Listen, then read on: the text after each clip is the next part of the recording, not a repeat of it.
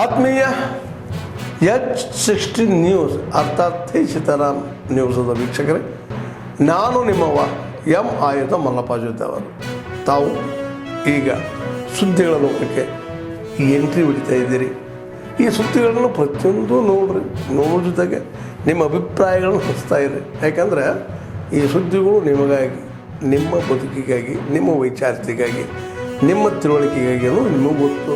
ಜೊತೆಗೆ ನಮಗೂ ನಿಮ್ಮೊಂದಿಗೆ ಇದೊಂದು ಮಾತಾಡುವಂಥ ಜೊತೆಗೆ ಸುದ್ದಿಗಳನ್ನು ಬಿಡುವಂಥ ಕೆಲಸ. ಈ ಕೆಲಸದಲ್ಲಿ ನಾವು ನಿಮ್ಮೊಂದಿಗಿದ್ದೀವಿ ಅಂತ ಹೇಳ್ತಾ ನೋಡ್ತಾ ಇರಿ ಸುದ್ದಿಗಳನ್ನು.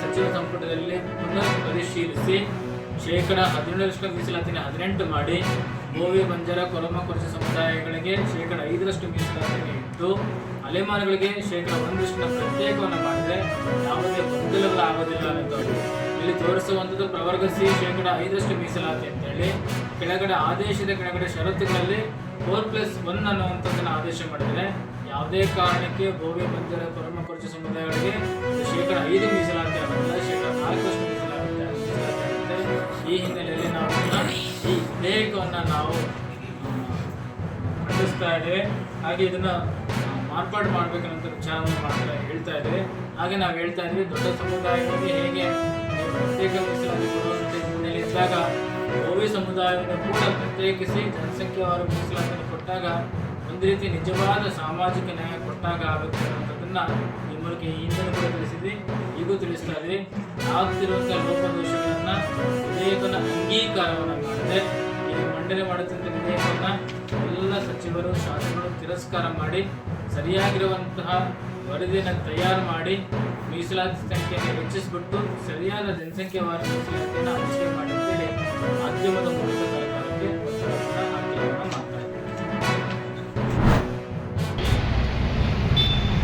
ಜೈ ಮ್ಯಾಸಮಂಡಲ, ಜೈ ಮ್ಯಾಸಮಂಡಲ, ಜೈ ಮ್ಯಾಸಮಂಡಲ, ಜೈ ಮ್ಯಾಸಮಂಡಲ.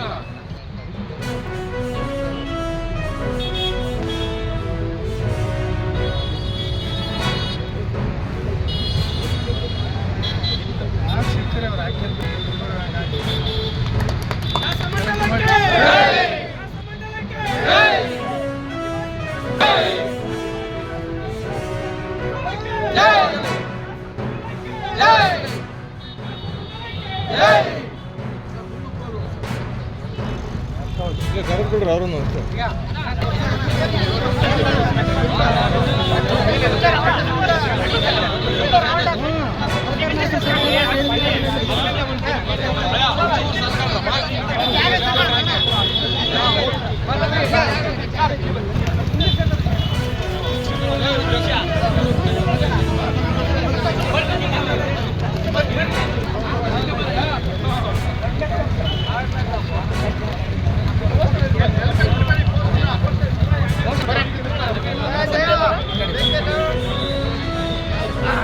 ಎಲ್ಲ ಇಲ್ಲಿ ನೋಡಿ ಸರ್, ಇಲ್ಲಿ ನೋಡಿ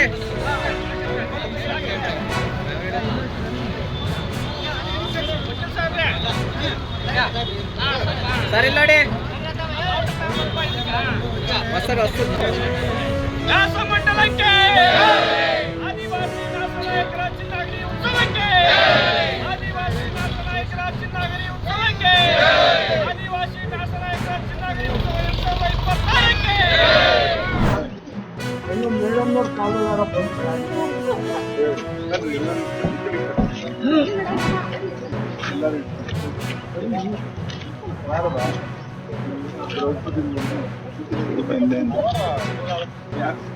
ಒಳ್ಳೊಳ್ಳೆ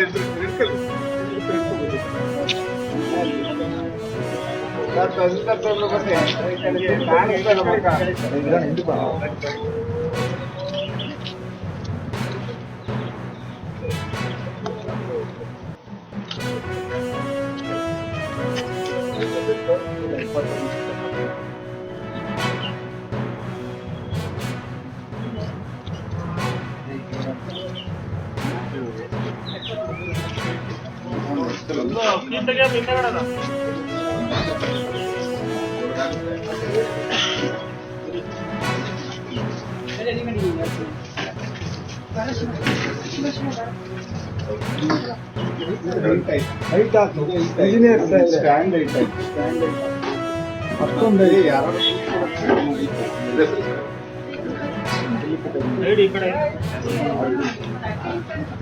ಅದನ್ನು ಎತ್ಕೋಬೇಕು ಕಟ್ ಮಾಡಿ ಎತ್ಕೋತಾರೆ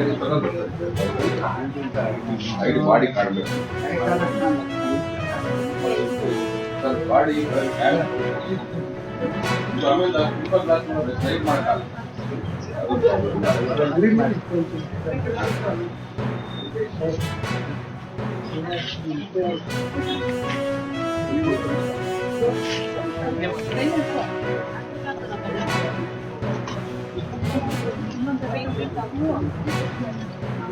ಬಾಡಿಲಲ್ಲಿ 500 ರೂಪಾಯಿ ಎಷ್ಟು ಫಿಕ್ಸ್ ಮಾಡ್ತೀವ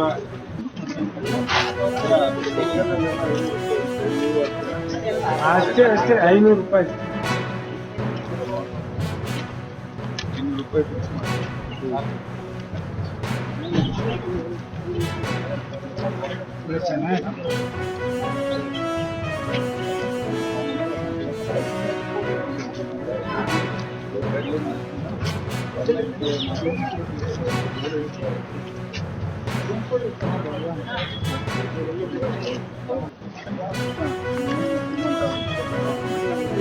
ಆದ್ಮೇಲೆ ಎಲ್ಲ ಸುದ್ದಿಗಳನ್ನು ನೋಡಿದ್ರಲ್ಲ ಏನು ಅನಿಸ್ತು ನಿಮಗೆ?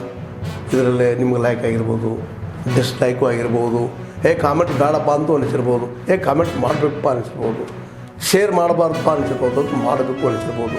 ಏನಾದರೂ ಆಗಲಿ ಶೇರ್ ಮಾಡ್ತಾಯಿರಿ, ಈ ನ್ಯೂಸ್ಗಳನ್ನ ಹಂಚ್ತಾ ಇರಿ, ಜೊತೆಗೆ ಇದಕ್ಕೆ ಸಬ್ಸ್ಕ್ರೈಬ್ ಆಗ್ತಾಯಿರಿ ಅಂತ ಹೇಳ್ತಾ H16 ನ್ಯೂಸ್ ಅರ್ಥಾತ್ ಹೇ ಸೀತಾರಾಮ್, ಇದು ಸತ್ಯದ ಕೈಗೆ ನಡಿ. ವಂದನೆಗಳು.